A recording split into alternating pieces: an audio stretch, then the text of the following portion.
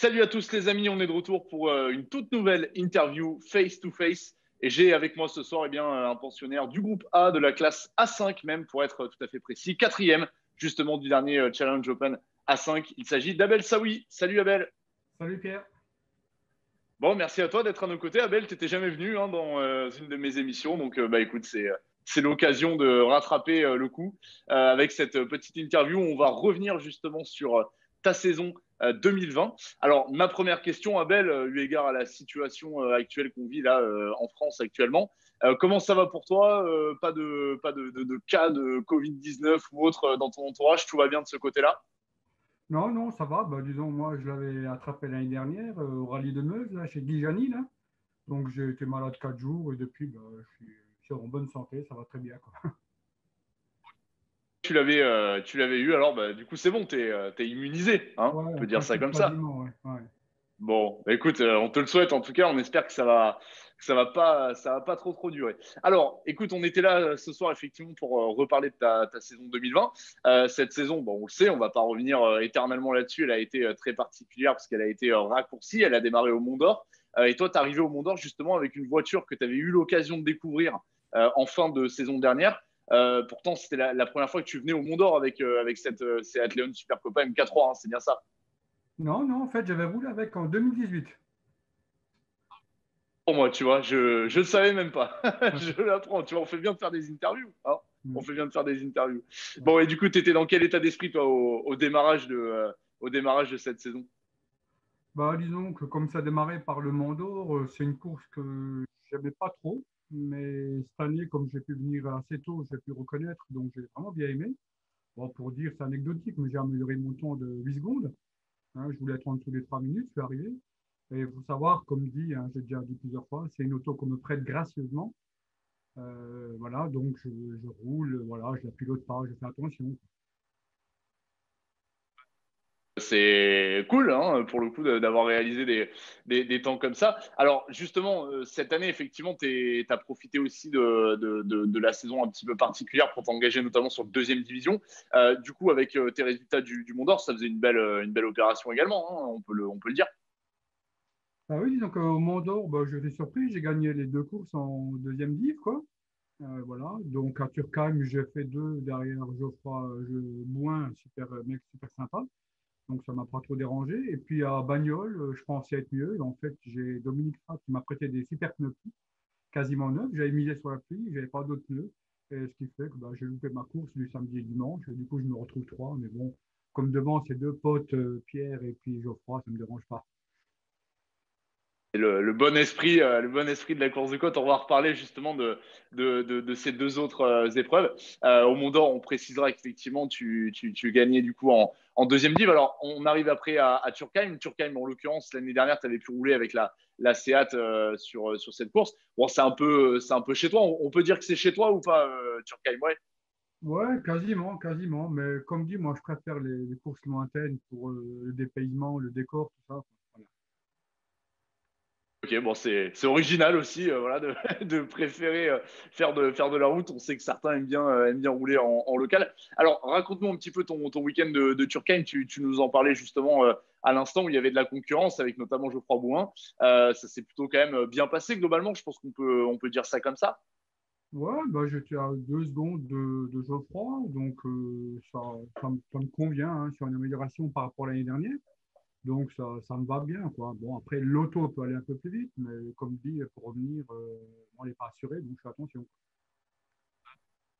Alors justement, c'était peut-être plus simple aussi, justement, que sur d'autres épreuves, ça aurait pu l'être. Bon, cette année, il y en a eu moins, mais d'arriver sur une course comme ça que tu connais et que tu as déjà effectué justement dernièrement avec la Seat, je me dis que c'était plus intéressant, plus simple à aborder peut-être. Ouais, plus simple. Bon, moi, j'avais prévu de l'assurer pour Champs-Rousse, hein, qui est ma course préférée. Donc l'année dernière, j'étais à un temps assez raisonnable. L'écart était réduit par rapport à Jérôme et Dosière et Antoine. Donc là, pour la course que j'adore, là, j'avais prévu de l'assurer et vraiment de me lâcher, quoi. Mais bon, malheureusement, ça n'a pas eu lieu, tant pis. Économiser un petit peu, ce sera pour l'année prochaine, hein, on peut se dire ça. On peut se dire ça comme ça. Alors, justement, bah, cette saison, elle s'est terminée par la course de côte de Bagnols-Savran. C'était la petite particularité, on va dire, de cette année 2020. Tu étais déjà venu à Bagnols, toi, tu connaissais cette épreuve? Non, non, pas du tout. C'était, en fait, au niveau du championnat, il y avait deux courses que j'avais jamais faites. C'était Hébé-Crevant et Bagnols. Voilà. Donc, il m'en reste plus qu'une à faire l'année prochaine, si ça marche. C'était une belle découverte. Alors, reparlons un petit peu justement de ton week-end. Là, tu nous expliquais effectivement avoir été un petit peu embêté. Comment tu as abordé ce week-end avec la découverte du coup du tracé, des conditions météo qui ont été aussi un petit peu particulières, qui ont peut-être joué des tours à certains pilotes. Je me dis que ce n'étaient pas les conditions non plus idéales pour arriver sur une course assez piégeuse comme les bagnols sabrants. Bah, disons, moi, je suis venu avec beaucoup d'appréhension. D'après les vidéos, je la voyais vraiment très, très étroite et je pensais que ça ne ferait pas trop. Et finalement, je pense que c'est une course qui peut plaire à mon tempérament, quoi. Ça pourrait me plaire, quoi. Bête, hein, on peut manger des bons sandwichs aux buvettes et puis boire des bonnes bières, hein. C'est ce qu'on a fait le vendredi, nous, hein, on ne s'est pas privé, hein. Ouais. En plus, se faire Voilà. inviter par le speaker, c'est bien, hein. Ouais, c'est ça, voilà. Ça, il faut pas le dire, ça, parce qu'après, je vais avoir des Éventuellement. ardoises, je vais avoir des ardoises qui se rallongent, hein, mon cher Abel. Bon, ça, c'était pour la petite anecdote. Bon, du coup, globalement, quand on fait le bilan de la saison 2020, tu termines, je le disais tout à l'heure, quatrième du A5, du Challenge Open A5. Tu termines également troisième du groupe A en deuxième division. Bon, c'est plutôt une bonne saison. Qu'est-ce que tu en penses pour ta première saison complète, on va dire, avec cette voiture? Ouais, bah, de toute façon, dès le départ, en première div, bah, je savais que ma place, ce serait 4, hein. Donc, pour moi, 4 c'est 1, hein, avec les moyens que j'ai employés.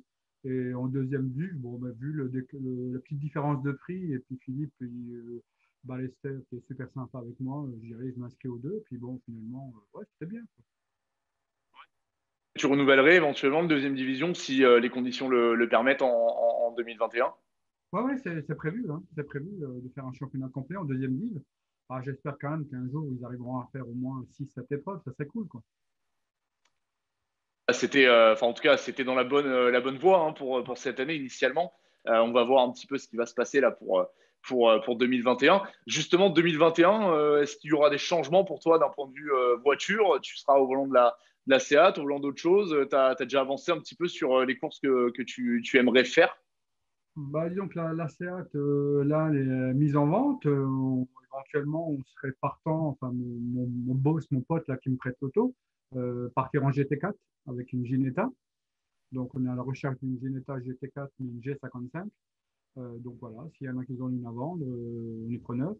Et puis, je sais pas, après cette saison avec la Seat, ça m'a un peu déçu parce que je trouve qu'on s'éloigne un petit peu de l'esprit, en sachant qu'on est versé dans le groupe A. Mais je le redis de nouveau, ça reste du couple de marque. Et je trouve qu'il y a une dérive qui n'est pas saine du tout. Et j'ai même peur que l'année prochaine, il y en ait un petit peu moins des Seat parce que je pense qu'il y en a qui ont pris conscience et qui vont peut-être déserter ce groupe. Donc voilà, si soit on vient en GT4, soit je pense faire une grosse Mitsu en groupe A. Là au moins, à l'esprit, c'est une vraie groupe A, pas de bride, on peut mettre des chevaux, on peut rouler. Donc a priori, ça serait l'option pour l'année prochaine. Ah, ce sera un beau projet en tout cas. C'est vrai qu'on n'en voit pas beaucoup des autos du genre. Alors justement, tiens, je voulais aborder ce sujet avec toi. C'est vrai que toi, tu as une particularité, tu as une double casquette puisque tu es d'un côté pilote et tu es aussi, alors j'ai pas le terme, mais on peut dire commissaire technique. C'est ça le terme Ouais, qu'on peut c'est ça le employer. terme, quoi. Donc voilà, donc moi j'ai une double déontologie. Déjà par mon caractère, je suis un mec bah, cool et j'aime bien que les choses soient à peu près carrées. Et du fait que je suis un commissaire technique, donc je ne peux pas me permettre de venir avec un truc qui ne va pas, quoi. Donc moi, par exemple, ma Seat, chaque fois que Serge me pèse, il me dit, mais elle pèse une tonne ta voiture. Enfin, une tonne, c'est pour dire qu'elle est très lourde. Oui, parce qu'on a le réservoir endurance, on est en version Eurocup. Donc, c'est sûr qu'il y a 2 ans, j'étais 150 kilos plus lourd que de dos. Là, on est un petit peu réduit. Je suis à peu près à 90 kilos d'écart. Voilà, en sachant qu'on a une cartographie Eurocup Racer, donc c'est 330 chevaux, hein. Donc, je pense qu'il m'en manque presque une centaine. Mais voilà, on est dans l'esprit, on laisse dans l'esprit de la coupe, quoi. C'est cool en tout cas de voir aussi cette approche du sport auto. Écoute Abel, bah, on arrive déjà à la fin de cette petite interview. Bah, je vais te laisser terminer, remercier qui tu le souhaites, que ce soit tes sponsors, tes amis, qui tu veux. Vas-y, la parole est à toi. Voilà. Bah, en premier lieu, je tiens à remercier mon pote Michel Derue, donc c'est le boss de DH Sport. Il faut savoir aussi qu'on loue des 208 Racing Cup en circuit, donc on en a trois à la location. La Seat, c'est à lui, donc je l'ai loué une fois pour un prix misérable et depuis, elle n'est plus jamais repartie de chez moi. Ça fait 3 ans qu'elle est chez moi. La Mitsubishi Groupa, ex-Yann Copexi, c'est aussi la sienne, donc elle est aussi chez moi. Et parallèlement à ça, j'ai encore une Toyota F2000, j'ai une Audi F2000 qui est unique en France, donc j'espère peut-être la faire rouler un petit peu l'année prochaine. Et puis voilà, donc sinon, bah, ce qui m'a un petit peu manqué cette année, c'était l'équipe Francignon, avec qui je suis très ami. Et en général, bon, bah, je suis toujours avec eux, et ça m'a un petit peu manqué cette année. Sinon, voilà, dans l'ensemble, je me démerde tout seul, je pars tout seul, je fais tout seul, et voilà.